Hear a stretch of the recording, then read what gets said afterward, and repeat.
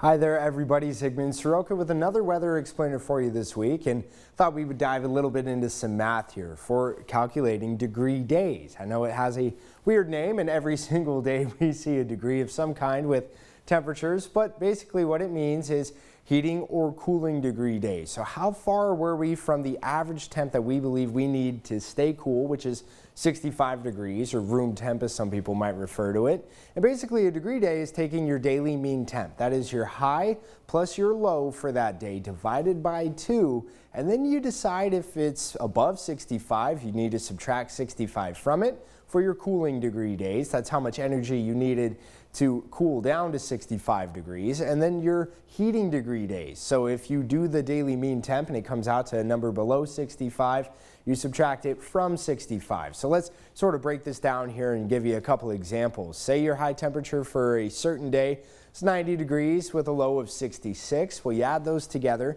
and divide it by 2, you get 78 degrees. That is warmer than 65, so we're going to subtract 65 from it, and that is 13 cooling degree days. It doesn't mean it was 13 days to cool down. It means you needed enough energy to cool by 13 degrees to get down to that comfortable temp 65. So let's say its daily average is below 65. You add it up for a day when your high was 33 and your low was 25, divide it by 2, and you come up with 29 degrees. Well, that's well below 65. So we're going to subtract that from that average temp and get 36 heating degree days, meaning you really needed to turn that heater on to feel comfortable inside, and you had to burn up more energy. And that's really what cooling and heating degree days are used for. Without these cooling and heating degree days, it'd be very difficult to calculate your energy bills. I know it's a lot to read here, but I'm going to break this down into some layman's terms for you. Say you're trying to figure out how many miles per gallon your car will go, but you don't know how far you've driven. So you need to calculate that by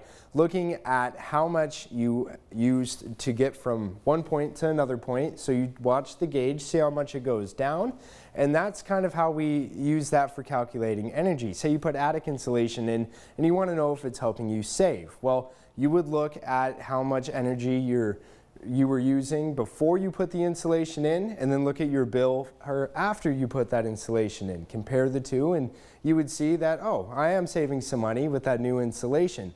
Well, you also got to look at how many days you actually had to use that AC and factor that into your energy costs as well. And that's where degree days comes in to kind of give you the miles per gallon or kilowatt hours per use for your house. So you also got to take into consideration appliances, lights, things that don't rely on the weather but still use energy as part of your energy costs. But that does it for this week's Weather Explainer. For more news and weather updates, stay right here on the Nonstop Local streaming channel.